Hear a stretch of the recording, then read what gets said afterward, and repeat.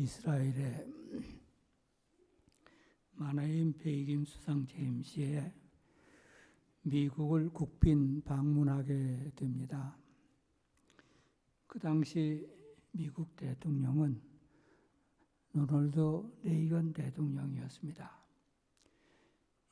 이스라엘 베이긴 수상을 백악관 관저로 모시게 되는데,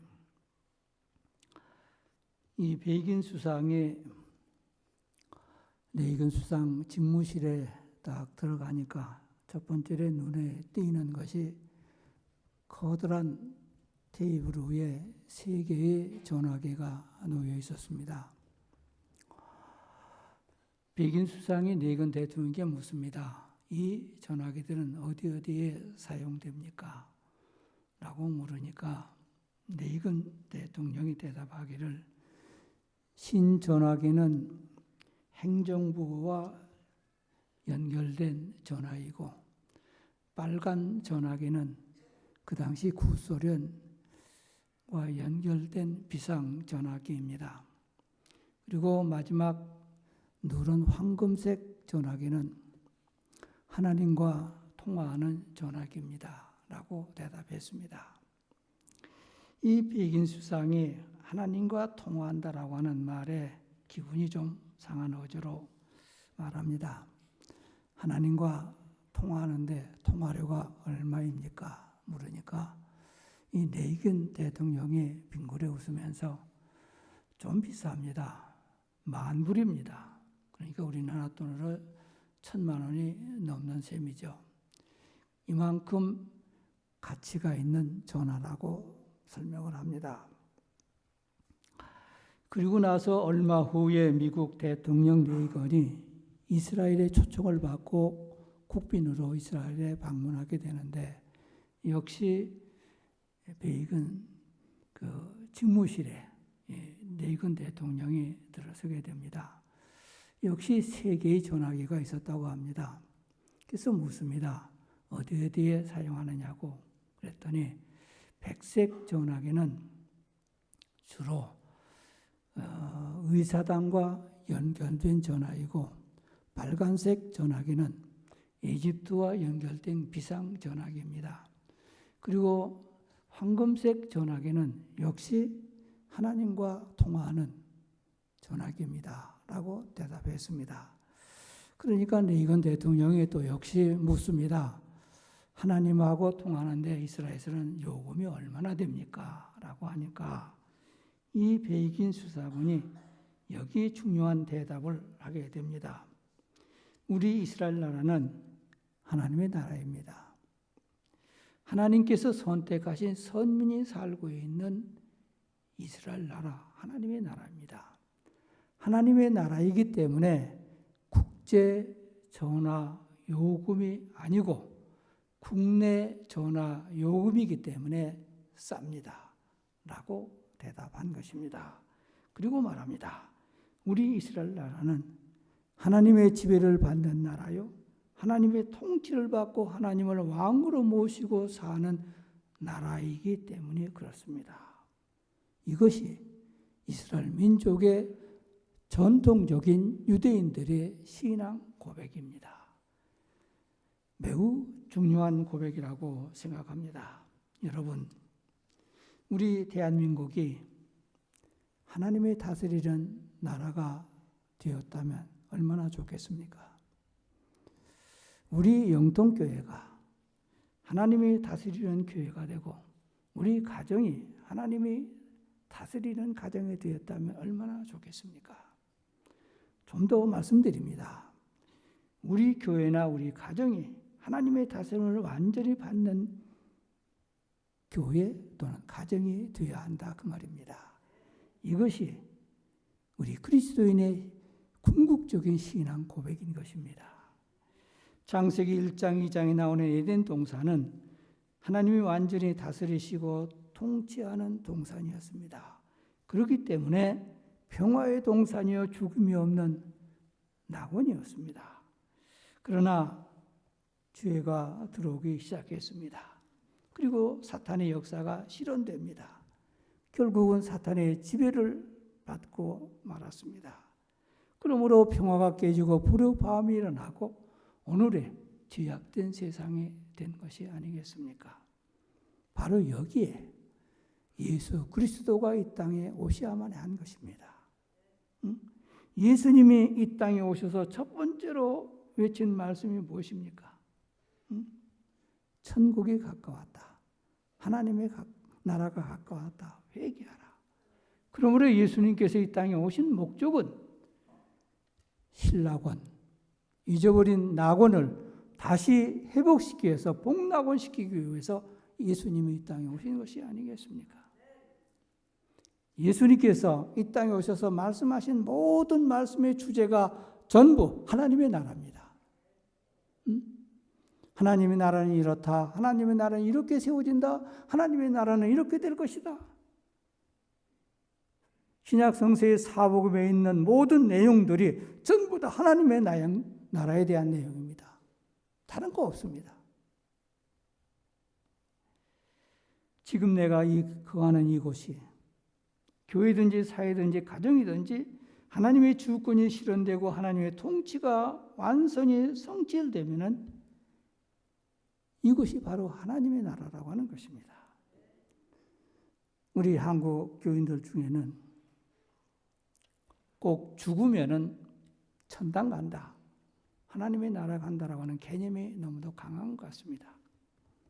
예수님이 이 땅에 오신 이래 하나님의 나라는 실현되고 있다라고 성경은 분명하게 선포하고 있습니다. 얼마만큼 내가 하나님의 나라를 가정에서, 내 안에서, 교회에서 실현시키느냐, 이것이 최대의 사명입니다. 그런 거로 오늘 본문에서 그의 나라와 그 일을 먼저 구하라고 명령하시는 것이 아니겠습니까? 누가복음 17장 20절 이하에 보면은 바리새인들과 서기관들이 예수님을 둘러싸여 놓고 예수님 앞에 질문 공세를 핍니다. 하나님의 나라가 어느 때 임합니까? 예수님 대답하십니다. 하나님의 나라는 볼 수 있게 임하는 것이 아니라 또 여기 있다 저기 있다라고도 할 수 없느니라. 하나님의 나라는 너희 안에 있느니라. 요즘 새로 번역된 새 성경에는 너희 안에라고 번역된 것을 너희들 가운데 있다라고 번역되어 있습니다. 너희들 가운데. 더 확실한 번역이라고 생각합니다. 너희들 가운데. 예수님을 가운데 두고 유대인들이 둘러싸여서 질문을 합니다. 너희 가운데 있다? 너희 가운데 있는 예수 그리스도를 지칭한 것입니다. 바로 내가 하나님의 나라다. 어디든지 예수님 모시면, 예수님 중심이 되면 그것이 바로 하나님 나라다. 우리 찬송가도 있지 않습니까? 초막이나 궁궐이나 예수 모신 것이 천국이라고. 대부분의 많은 사람들이 무엇을 먹을까, 무엇을 마실까, 무엇을 입을까, 이것만 최우선적으로 구하는 것 같습니다. 그래야 행복이 오고 평화가 오고 하나님의 나라가 오는 것으로 생각하는 것 같습니다. 요즘 말로 말하면 경제만 부흥되면 평화가 오고 지상낙원이 온다라고 공산주의자처럼 그렇게 착각을 하고 있는 것 같습니다. 그러나 예수님은 경제가 문제가 아니다라고 분명하게 오늘 말씀하시고 계십니다. 한 나라의 경제 문제란 죄송합니다마는 정치 문제에 있습니다. 정치를 잘하느냐 못하느냐에 달려있지 않습니까?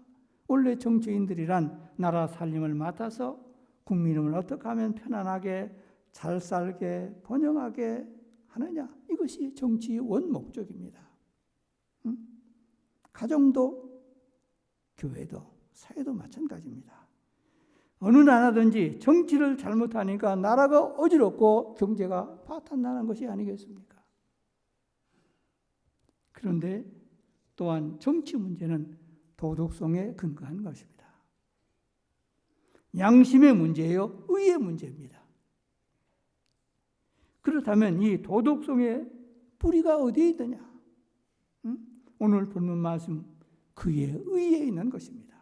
하나님의 의에 있습니다. 신앙의 의에 있고 하나님 앞에 바로 설 수 있는 도덕성에 있고 바른 신앙이 없이는 바른 도덕성이 이룩될 수가 없다라고 하는 것이 성경 말씀입니다.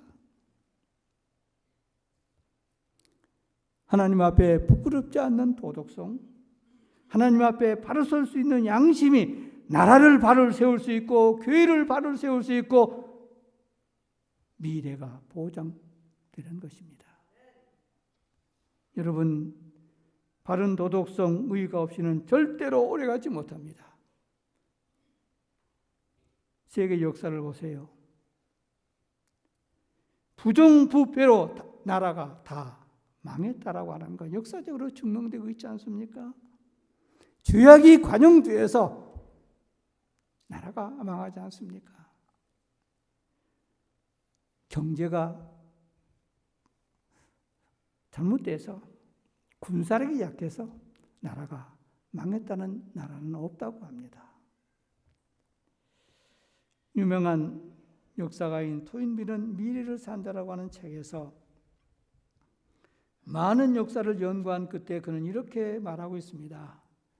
인류의 역사에 죄가 없은 때는 없다. 그렇죠. 죄가 없을 때는 없죠. 죄가 없는 사회도 없었고 죄가 없는 나라도 없었고 죄가 없는 나라도 가정도 없었다. 또는 교회도 없었다. 문제는 죄를 되풀이하지 않도록 살아야 한다. 죄가 반복되면 안 된다. 반복되면 망한다. 이걸 강조하고 있습니다. 왜 알면서도 죄를 되풀이하느냐? 여기에 대해서 그는 세 가지로 요약하고 있습니다. 그 첫 번째로 역사에 대하여 책임을 지는 자가 없어서 그렇다고 합니다. 개인이든 가정이든 교회든 나라든 잘못된 데까지는 압니다. 뭐 그렇잖아요. 네가 잘못했다, 뭐가 잘못했다, 적폐니 뭐니 야단 법석이잖아요. 그러나 책임지는 사람은 없다 그 말입니다. 남에게 전감은 합니다. 이게 망하는 징조라고 말합니다. 두 번째로 토인들은 말합니다. 집단 행동에 생각이 없이 빠지지 말라. 집단 행동? 마치 이것이 정의라고 외쳐댑니다. 여론, 지지도가 뭐 70%니 80%니 과반수가 넘었으니까 이게 정의다 라고 외쳐도 됩니다. 이것이 오늘날 교회까지 들어와가지고는 교인 몇 프로가, 교인 과반수가 뭘 지지하니까 이게 하나님의 뜻이다, 이게 정의다라고 외쳐대고 있는 것 같습니다. 토인미는 말합니다. 악이 집단화될 때 그 악 자체가 정당화되면서 합리화되고 그 힘을 바탕으로 정의라고 한다면 이것이 멸망의 징조라고 말합니다. 그렇습니다. 멸망의 징조지요. 세 번째로 토인미는 말합니다. 궁극적인 원인은 개인 중심주의라는 것입니다. 저는 이걸 중요하게 여깁니다. 내 생각, 내 철학, 자기중심, 그리고 내 명예, 내 욕심 이것만 가지면은 개인도 가정도 교회까지도 뭐 나라는 마찬가지죠. 망조라 그 말입니다. 여러분, 악한 사람이 어떤 사람 보고 악한 사람이라고 합니까? 대부분의 경향이 무슨 사람을 죽였다, 뭐 강도질을 했다, 무슨 뭐 사기를 쳤다, 정치적으로 무슨 매덕을 했다. 야, 이게 악한 사람이다. 물론 악한 사람이죠. 그러나 성서적으로 말하면 자기 중심적으로 사는 사람이 악한 사람인 것입니다. 자기 중심주의, 이기주의. 반대로 선한 사람은 어떤 선한 사람이냐? 성서적으로는 하나님 중심으로, 다른 사람 중심으로, 다른 사람을 위해서 사는 것, 이게 선한 사람입니다. 이게 선입니다.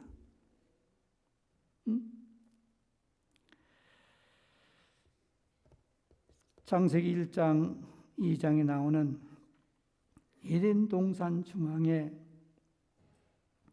선하게 알게 하는 나무를 두고 그 열매를 따먹지 말라고 하나님은 명령하셨습니다. 이것이 에덴 동산의 인류의 최초의 계명이요 법이었습니다. 그런데 이 선악과 나무를 가지고 오해하는 분들이 있는 것 같습니다. 하나님은 모르는 것이 없으신데, 다시 말해서 전지전능하신 하나님이신데 인간이 결국은 따먹을 줄을 알았음에도 불구하고 왜 만들어 놓았느냐 그 말입니다. 그러니 하나님은 따먹고 죽어라 그렇게 만들어 놓은 것이 아니냐라고 궤변을 눌러놓습니다. 또 어떤 사람은 말합니다. 인간이 선악과 나무 열매를 따먹어서는 안 될 것 같으면 처음부터 거기에 철조망을 쳐놓든지 가시덤 불로 접근 금지를 시켜서 꼼짝을 못하게 하든지 만들어 놓지, 왜 에덴 동산에, 그것도 중앙에 보암직도 하고 먹음직도 하고 지혜롭게 할 만큼 아름답게 보여주도록 유혹했느냐 그 말입니다.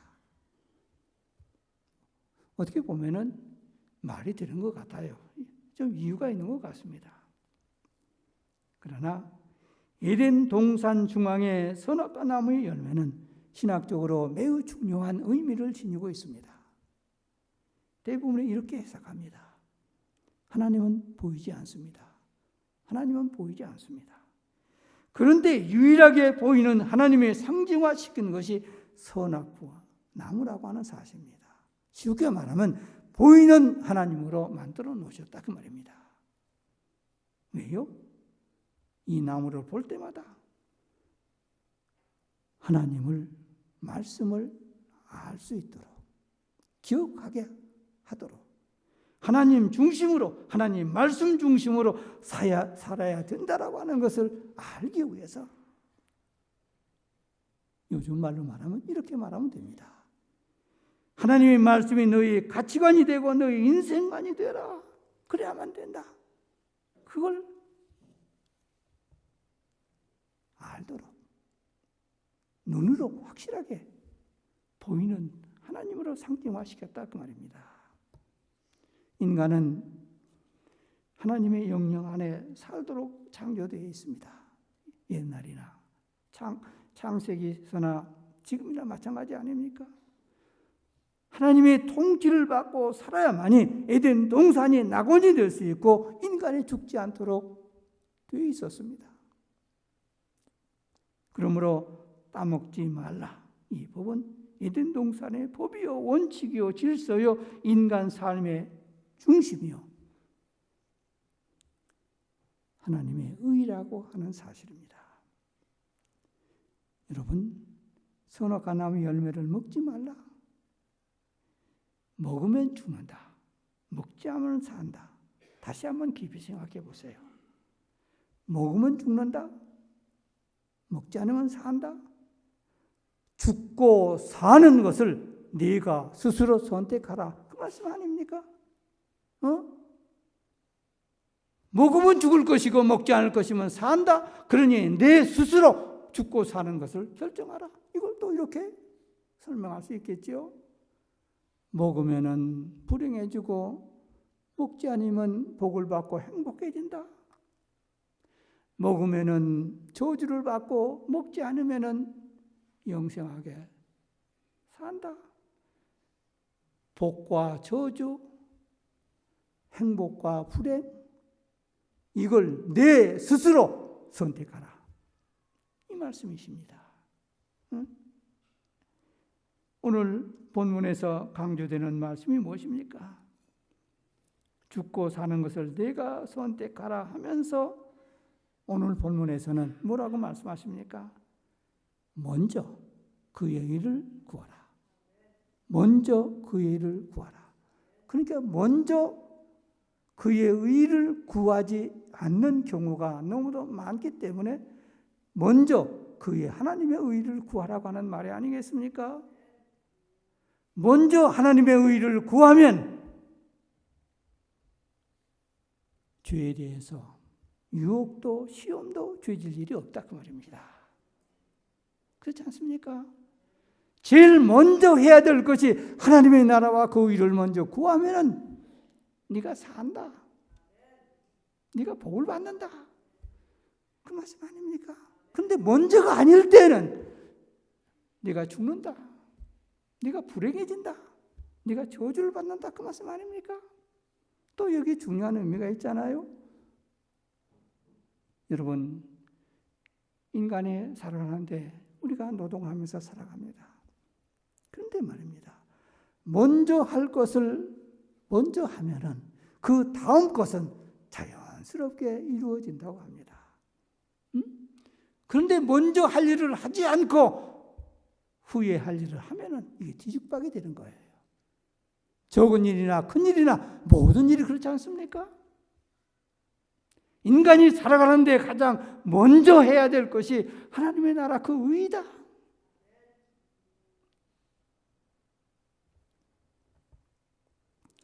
공산주의 정책의 순위는 첫 번째가 평등이라고 합니다. 그래서 아바의 동무, 어마의 동무라고 하는 말이 등장하지 않습니까? 두 번째가 번영이요, 세 번째는 자유라고 합니다. 그리고 우리 자본주의 자유 진영에서는 정책 순위가 자유라고 합니다. 자유가 많아서 문제라고 하는 말이 요즘 많이 있습니다만은 두 번째가 번영이라고 합니다. 세 번째가 평등이라고 합니다. 그러나 성경적 복음주의는 우리 기독교라고 다 그렇지는 않은 것 같습니다. 그래서 제가 성경적 복음주의라고 하는 말을 사용합니다. 성경적 복음주의의 최우선정이 정의인 것입니다. 의입니다. 정의가 첫 번째입니다. 그 다음에 자유고 그 다음에 평등입니다. 여러분 또 한번 생각해 보세요. 의가 성립되지 않는 자유는 결국은 방종이고 미치광이가 되는 것 같습니다. 요즘 사회 보세요. 어떤 집단적인 뭐 데모를 한다, 뭘 한다, 하던 법석 보세요. 그게 자유입니까? 정의가 없기 때문에 의가 없는 자유를 행하기 때문에 미치광이 짓들을 하고 파괴하고 이게 무슨 뭐 자기들이 절대적 권력자처럼 등장하고 있잖아요. 죄송합니다. 교회까지도 그 짓 하고 있어요. 요즘. 자유? 좋지요. 자유가 없는 것은 진정한 평화가 없고 행복이 될 수가 없습니다. 그러나 의가 없는 자유는 자유가 아니에요. 그 다음 또 중요한 것이 있죠. 평등? 이것도 의가 성립되지 아니하면 이건 위선이에요. 공산주의 첫 번째 정책이 평등이라고 말했습니다. 그런데 계급 사이가 가장 강한 데가 공산주의 아닙니까? 왜요? 의가 성립되지 않는 평등 다 위선이죠. 다 거짓말이 아닙니까?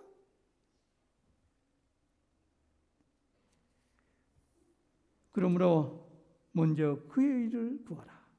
의가 이루어질 때 진정한 자유가 이루어지고 평화, 번영의 생명 살 수가 있다 그 말입니다. 의가 이룩되지 않으면 생명이 살 수가 없어요. 그리고 오늘 본문 이에 더한 것을 주시리라. 무엇을 먹을까 무엇을 마실까 무엇을 입을까 이 물질보다도 더 큰 것을 주시겠다. 다시 말씀드리면 너희들이 필요한 물질도 주지만은 물질보다 더한 것 요즘 많잖아요. 요즘 뭐 첫 번째로 모든 사람들이 뭐 저도 그렇습니다만은 건강합니다. 그 다음에 요즘 대부분적으로 이제는 우리나라도 명예합니다. 그래 감투쓰기를 좋아하잖아요. 다 이게 물질보다 더한 것 아닙니까? 응? 미래?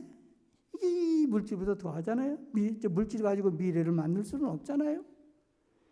더구나 하나님의 나라 이 물질보다 더한 것 아닙니까? 이에 더한 것을 주시리라 하는 말씀이 여기에 있는 것 아니겠습니까? 1919년 3.1운동이 일어났던 해입니다. 평안도 어느 지방에서 일본 헌명대의 4월자 일지에 기록된 내용이라고 합니다. 3.1 운동이 일어난 지 한 달이 지났습니다. 무라카미 헌병 소장이 다나카 부하에게 말합니다. 나가서 3.1 운동에 가담했던 사람들 모두 체포하라고 명령합니다.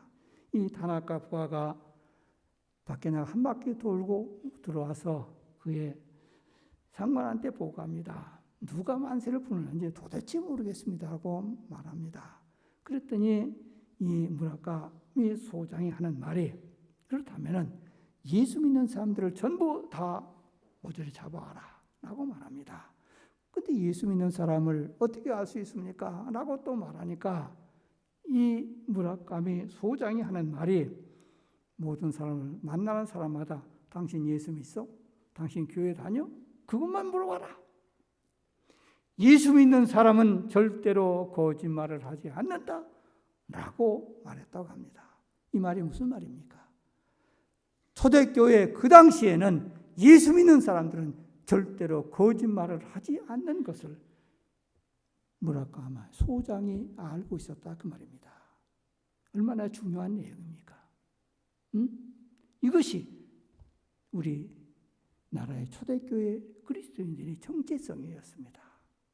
이 의를 초대교회를 만든 기초가 되었고 우리나라의 독립이 될 수 있는 기초가 되었다라고 기독교 역사를 연구하는 모든 사람들이 한결같은 말입니다.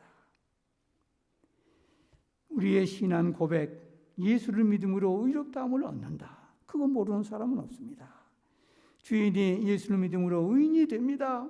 예수를 믿고 예수를 영접하고 의롭다함을 얻고 하나님의 백성이 됩니다.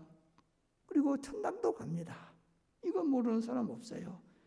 그러나 나의 부정이 없이는 예수 그리스도의 긍정이 성립되지를 않습니다. 무슨 말입니까? 자신을 부정할 때만이 예수를 인정할 수 있고, 자신을 부정할 때만이 예수를 믿게 되는 것이고, 자신을 부정할 때만이 진정으로 내가 예수님을 나의 주인으로 영접할 수 있다 그 말입니다. 그러게 그렇잖아요. 말만 가지고는 안 됐다 그 말입니다. 왜 나에게 예수님의 역사가 없느냐고 하는 분들이 많습니다. 물론 저 자신도 그렇습니다. 왜 예수님의 역사가 나에게는 없는가? 왜 예수님의 은혜가 나에게는 부족한가? 왜 나에게는 예수님의 모습이 없는가? 더 나아가서는 예수님의 능력이 나에게도 좀 있어야 되는데 왜 없는가? 그 대답은 간단합니다. 왜 그렇습니까? 나의 부정이 없기 때문에. 그렇지 않습니까? 논리적으로 그렇습니다. 나의 부정이 없기 때문에 예수 그리스도의 모습이 없는 거예요. 예수 그리스도의 은혜가 없는 거예요. 나의 부정이 있었다 한들 심히 적었기 때문에 영향을 못 미치는 거죠. 오래전에 지방에 어떤 회의가 있어서 목사님, 장로님들이 모이게 되었습니다. 한 분이 차에서 내리면서 나와 마주쳤습니다. 볼멘 소리로 이렇게 하는 말이 지금도 기억이 납니다. 교통법규도 제대로 지키지 못하는 사람이 무슨 의의를 원하고 무슨 사랑을 원하고 무슨 구원을 원하느냐고. 여러분, 우리 생활 속에는 큰 일이든지 적은 일이든지 항상 두 가지가 존재하고 있지 않습니까?